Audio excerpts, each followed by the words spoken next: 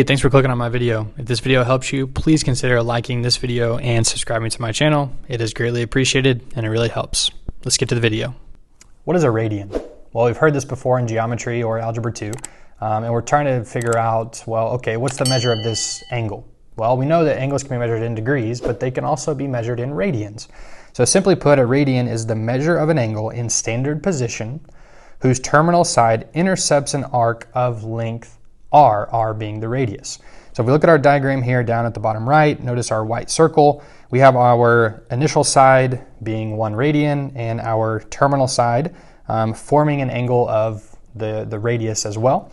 And so we look out and we have our arc. It's intercepting an arc that has a measure of our radius as well. So if we think about the circumference of a circle, right, what is it equal to? Well, it's equal to 2 pi r. So that tells me that a full circle contains 2 pi radians. Okay? Well, we know the full circle in terms of degrees would be 360 degrees. So now we can write this equation. 360 degrees is equal to 2 pi radians. 2 pi r, so we'll write this out as radians. Okay?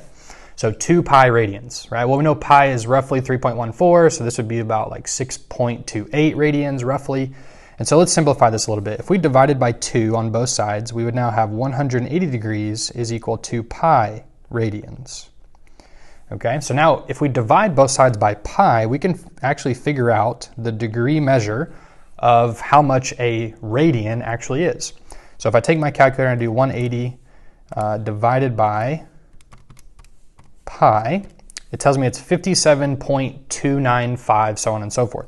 So I would say that 1 radian is approximately 57.3 degrees.